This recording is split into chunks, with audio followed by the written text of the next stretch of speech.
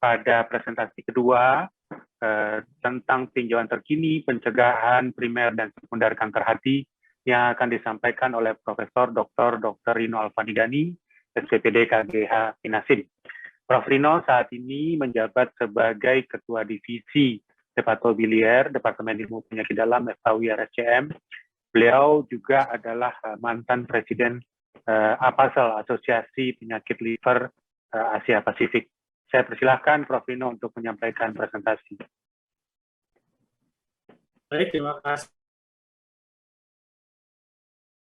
Terima kasih Dr. Irsan Hasan yang telah memperkenalkan saya dan juga acara pada pagi hari ini. Saya ucapkan terima kasih kepada panitia yang memberikan kesempatan kepada saya untuk menyampaikan dan mungkin nanti kita bisa berdiskusi tentang persoalan yang memang menyangkut masalah di bidang hepatologi. Para sejawat sekalian, para senior, para guru besar, dan teman-teman sejawat yang saya hormati, pada pagi hari ini saya akan membawakan mengenai pencegahan primer dari kanker hati. Saya akan share screen dulu.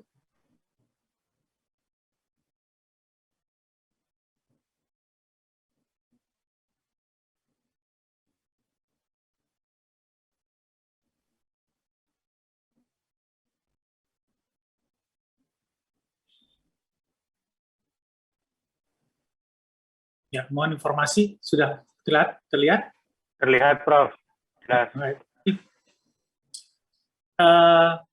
Kanker hati di Indonesia sampai saat ini masih menjadi persoalan kesehatan masyarakat yang cukup penting,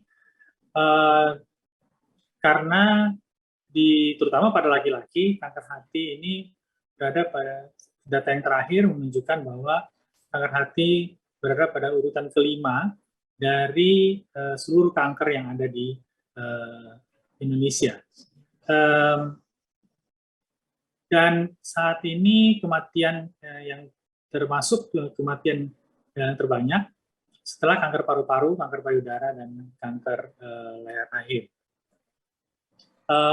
Di laki-laki pada tahun 2020, kanker hati menduduki urutan ketiga setelah kanker paru-paru dan kanker kolorektal. Diperkirakan insiden tinggi kanker hati ini oleh karena memang prevalensi hepatitis B yang tinggi. Tadi sudah disinggung oleh pembicara sebelumnya mengenai tingginya prevalensi hepatitis B di Indonesia. Di RSCM sendiri, pada tahun 2013-2014, 67% kasus yang kanker hati disebabkan oleh atau dapat dihubungkan dengan adanya hepatitis B kronik. Dan Kementerian Kesehatan menjelaskan bahwa sampai saat ini prevalensi hepatitis B di Indonesia adalah sekitar 17-18 juta penduduk. Dan bila 20-30%-nya adalah sirosis atau kanker hati, maka jumlah kanker hati mencapai sekitar 3-5 juta penduduk di seluruh Indonesia.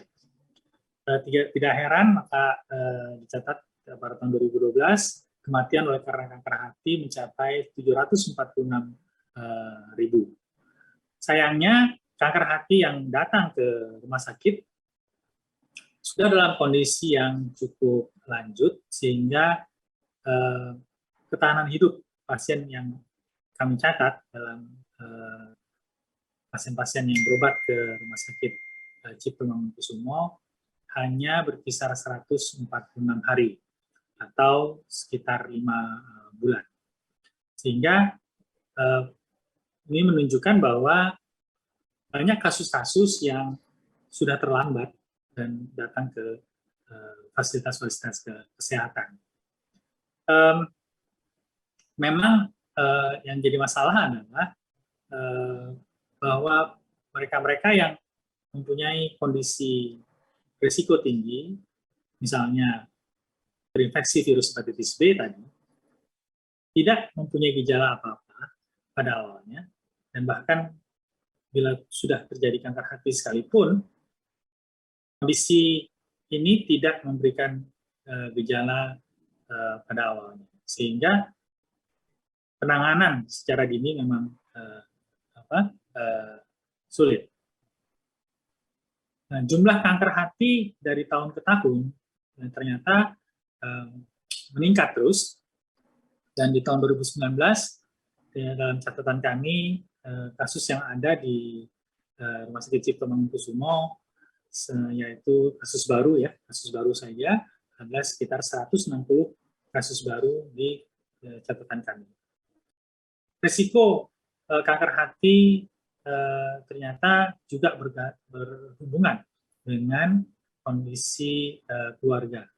Untuk hepatitis B sebagai penyebab kanker hati yang terbanyak, kita bisa lihat bahwa riwayat keluarga sangat penting, di mana apabila ada hepatitis B disertai dengan adanya riwayat keluarga kanker hati, maka kemungkinan terjadinya kanker hati itu menjadi sangat tinggi dibandingkan dengan yang tidak ada riwayat keluarga walaupun hepatitis B-nya positif.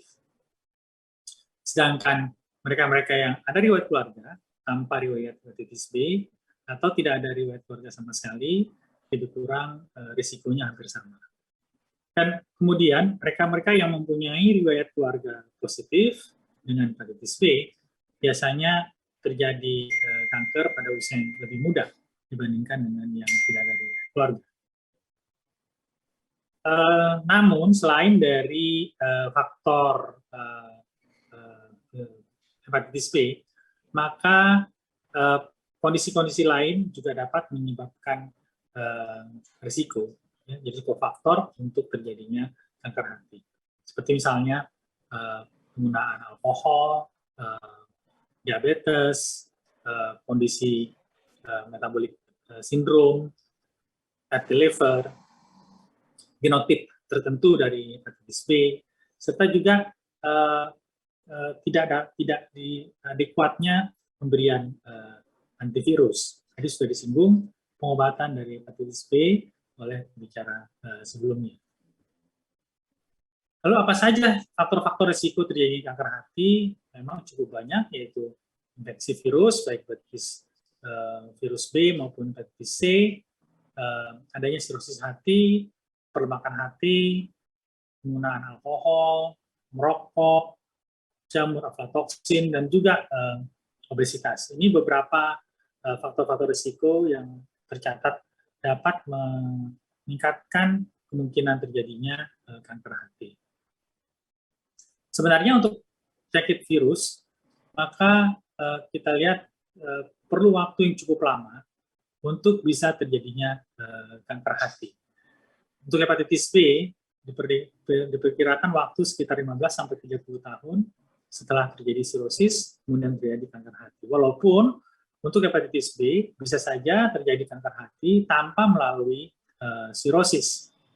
Sedangkan untuk hepatitis C, biasanya memang tahapannya adalah melalui sirosis, dan itu pun memerlukan waktu sekitar 15-30 tahun. Sedangkan untuk perlemakan hati yang non-alkoholik, maka juga diperlukan waktu cukup lama untuk terjadinya kanker hati, walaupun tidak selalu harus melalui sirosis. Dapat terjadi pada kondisi fibrosis yang berat dan kemudian terjadi kanker hati. Ini semua menunjukkan bahwa sebenarnya untuk terjadinya kanker hati itu perlu waktu yang panjang, dan sebenarnya banyak cara atau banyak kesempatan untuk dapat mencegah terjadinya kanker hati apabila memang diketahui faktor risiko yang berkaitan dengan terjadinya kanker hati tersebut. Ini beberapa risiko tadi sudah disebutkan, dan memang hepatitis B dan hepatitis C merupakan faktor risiko yang sangat tinggi sampai dengan 9 kali dan 13 kali lipat, sedangkan kegemukan juga menjadi faktor risiko tersendiri sekitar 2 kali, begitupun dengan perokok. Dan bagaimana pencegahannya? Pencegahan primer dari kanker hati dapat dilakukan dengan vaksinasi universal hepatitis B.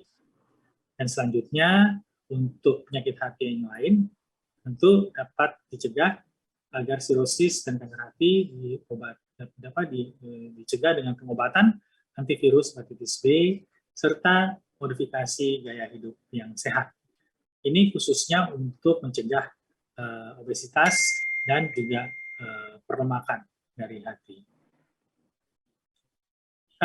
Vaksinasi memang di banyak negara sudah terbukti bahwa vaksinasi hepatitis B dapat mencegah seseorang untuk terjadinya kanker hati, terutama bila ibunya memang orang tersebut lahir dari ibu yang HBsAg positif. Namun data dari Riskesdas dari Departemen Kesehatan menunjukkan bahwa pada balita pun angka prevalensi dari HBsAg positif sudah cukup tinggi, mencapai sampai sekitar 4,2%. Padahal kita tahu bahwa Indonesia sudah memulai program vaksinasi untuk bayi yang baru lahir itu sejak tahun 1997. Mengapa pada balita masih cukup tinggi HBsAg yang positif? Ini diperkirakan oleh karena pemberian vaksinasinya tidak cukup cepat. Karena dalam program vaksinasi yang dahulu, maka pemberian vaksinasi boleh diberikan pada saat bayi tersebut usianya sampai dengan 1 minggu. Dan karena itu saat ini sudah terjadi perubahan di mana bayi dimintakan untuk sudah dilakukan vaksinasi hepatitis B kurang dari 24 jam kalau menurut program vaksinasi dari Departemen Kesehatan. Walaupun sebaiknya bayi tersebut sebaiknya diberikan vaksinasi hepatitis B kurang dari 12 jam setelah dilahirkan. Selain itu, untuk ibu-ibu yang HBsAg positif, maka pemberian imunoglobulin hepatitis B pada bayi yang baru lahir sangat membantu mengurangi kemungkinan terjadinya transmisi hepatitis B. Kemudian, walaupun demikian, apabila kadar dari virus tersebut pada saat bayi tersebut lahir, kadar dari virusnya sangat tinggi, lebih dari 1 juta IU per ml atau kopi per ml, maka risiko untuk terjadinya transmisi masih cukup besar, walaupun sudah dilakukan pencegahan dengan vaksinasi atau dengan pemberian hepatitis B imunoglobulin. Karena itu, deteksi hepatitis B pada ibu-ibu hamil sebelum terjadinya kelahiran, maka ini adalah penting, sehingga pada usia kehamilan berumur 28 minggu sudah bisa diberikan glukosida analog, dalam hal ini digunakan tenofovir, untuk dapat menekan kadar virus hepatitis B, sehingga pada saat melahirkan kadar virusnya cukup rendah sehingga tidak terjadi transmisi. Ini cara-cara yang sudah diterapkan saat ini, dan mudah-mudahan nantinya akan bisa menekan prevalensi dari hepatitis B, terutama pada balita. Untuk hepatitis C, saat ini belum ada vaksinasi, dan pencegahan primernya adalah mencegah terjadinya transmisi melalui pencegahan alat suntik yang di-sharing, oleh karena banyak hepatitis B beredar pada atau menular pada pasien-pasien dengan penggunaan jarum suntik. dan juga screening dari hepatitis B dan hepatitis C pada darah donor yang akan ditransfusikan. Bagaimana pentingnya deteksi awal atau dini pada hepatitis B? Beberapa studi sudah menunjukkan bahwa deteksi dini pada kanker hati ini sangat penting. Satu studi yang melibatkan sampai dengan 17.820 subjek menunjukkan bahwa mereka yang dilakukan surveillance ternyata ketahanan hidup 1 tahunnya mencapai 88,1% dan 2 tahun mencapai 77,5%. Sedangkan mereka-mereka yang tidak dilakukan surveillance untuk kanker hati, maka survival 1 tahun adalah 0%. Studi lain membuktikan bahwa kematian karena kanker hati yang dilakukan surveillance ternyata lebih rendah, yaitu 83,1%, sedangkan pada yang non-surveillance 83,1 dan yang non-surveillance adalah 131,5. Ini merupakan kan antara mereka yang dilakukan surveillance dengan yang tidak. Dan pentingnya surveillance dari kanker hati ini sudah dilaporkan oleh banyak peneliti dengan jumlah subjek yang cukup besar. Tadi dua penelitian sebelumnya adalah yang paling besar, lebih dari 10.000 subjek, dan yang lain ini menunjukkan hal yang sama, di mana kesimpulannya adalah bahwa surveillance untuk kanker hati memberikan kesempatan untuk perbaikan dari ketahanan hidup pasien, kemudian dapat ditemukannya kanker hati yang masih dini, sehingga dapat diberikan terapi yang kuratif, serta mengurangi kemungkinan kematian akibat dari kanker hati. Penelitian Singal tahun 2014 menunjukkan bahwa surveillance kanker hati ini bila dilakukan maka dapat mendapatkan kemungkinan terjadinya ditemukannya kanker hati pada kondisi yang masih dini dengan kemungkinan lebih dari 2 kali lipat dibandingkan dengan tidak dilakukannya surveillance. Begitupun laju kemungkinan untuk dilakukannya terapi kuratif menjadi lebih besar apabila surveillance ini diberlakukan. Sehingga secara keseluruhan maka survival atau ketahanan hidup pasien-pasien tersebut bisa menjadi lebih baik apabila dilakukan surveillance. Karena itu penting sekali melakukan surveillance pada pasien-pasien kanker hati. Tapi kemudian adalah siapa yang dilakukan surveillance? Jika mengacu pada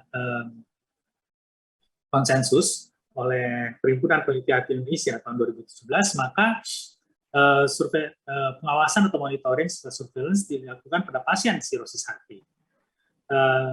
Dengan tujuan adalah untuk mendapatkan kanker hati pada stadium yang sangat awal, kurang dari 2 cm. PPHI menganjurkan penggunaan USG disertai dengan pemeriksaan AFP atau PIVKA setiap 6 bulan. Badan dunia lain sedikit berbeda, yaitu dari Amerika dan Eropa hanya menganjurkan penggunaan USG saja setiap 6 bulan tanpa diperlukan AFP oleh karena dianggap kurang optimal. Sedangkan dari Japan Society of Hepatology menggunakan AFP beserta dengan tumor marker yang lain untuk dapat menemukan kanker hati pada stadium dini tersebut. Ini perbandingan dari screening dari kanker hati dari berbagai badan dunia, dari Amerika, dari Eropa, dari Jepang, dan juga dari APASE Asia Pasifik. Namun semuanya mengkategorikan atau mewajibkan screening pada pasien-pasien dengan sirosis hati. Oleh karena memang kemungkinan terjadinya kanker hati pada sirosis cukup besar sehingga perlu dilakukan screening. Tetapi dalam kehidupan sehari-hari kita tahu bahwa tidak saja pada sirosis, tapi juga pada mereka-mereka yang hepatitis kronik bisa terjadi kanker hati. Karena itu beberapa studi saat ini sudah juga melakukan evaluasi pada pasien-pasien dengan hepatitis atau pada pasien-pasien dengan penyakit hati kronik, seperti ini misalnya dengan model yang disebut GALAT. GALAT ini merupakan singkatan dari gender, age, AFP-L3, AFP, dan des gamma karboksiprotrombin atau PIVKA. Model ini kemudian dihitung dan dilakukan studi multinasional pada 4.000 lebih pasien dengan hepatitis kronik dan mendapatkan sensitivitas sampai lebih dari 70% untuk mendeteksi kanker hati dan juga lebih dari 60% kanker hati yang masih dini. Selain dari penggunaan biomarker, maka ultrasonografi juga merupakan suatu persoalan yang sudah digunakan. Namun, satu studi menunjukkan bahwa 1 dari 5 pemeriksaan USG yang dilakukan ternyata tidak adekuat, sehingga sulit untuk dipertanggungjawabkan pada surveillance dari kanker hati. Ini mungkin terjadi oleh karena adanya IGA atau karena ultrasoundnya tidak bisa mempenetrasi oleh karena obesitas, juga oleh karena kondisi sirosis yang child B atau child C, serta adanya perlemakan misalnya pada NASH. Kemudian satu studi yang dilakukan di Eropa, ini disebutkan sebagai mencoba untuk mengatasi hal pendeteksian kanker hati pada hepatitis kronik. Dan AMAP score ini memasukkan berbagai variabel, yaitu hepatitis B atau C yang kronik, alcoholic liver disease, obesitas atau NASH, dan juga metabolic syndrome. Dan ini dimasukkan dalam satu model yang bisa disampaikan secara online. Dan kemudian bila kurang dari 50, maka perlu direases lagi dalam 1 tahun kemudian. Apabila nilainya lebih dari 50, maka perlu diperiksakan liver stiffness measurement, dan bila liver stiffness measurement-nya lebih dari 10, maka screening tetap harus dilakukan per 6 bulan pada pasien-pasien tersebut. Apabila terdapat USG dan kemudian pada USG tersebut tidak adekuat, maka screening selanjutnya dianjurkan menggunakan MRI atau dengan CT. Apabila adekuat, maka pemeriksaan AFP digunakan. Bila lebih dari 200, maka harus konfirmasi dengan pemeriksaan lebih lanjut, yaitu dengan CT atau dengan MRI. Dengan cara ini, maka sensitivitas pemeriksaan bisa mencapai 86,9% dan spesifitas 60,4% untuk menemukan kanker hati.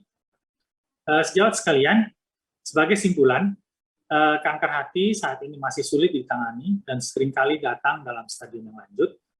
Pencegahan primer dan surveillance merupakan cara terbaik mengatasi kanker hati, dan karena itu pencegahan primer dan surveillance ini dilakukan terutama pada pasien-pasien sirosis, tetapi juga untuk pasien-pasien yang chronic liver disease yang belum cirrhosis, di mana kita juga harus memperhatikan faktor-faktor lain seperti obesitas, adanya penyakit metabolik seperti diabetes, ataupun kondisi lain seperti penggunaan alkohol dan merokok. Pemeriksaan USG ditambah dengan tumor marker merupakan cara paling efektif dan efisien untuk surveillance kanker hati saat ini. Terima kasih atas perhatiannya. Wassalamualaikum warahmatullahi wabarakatuh.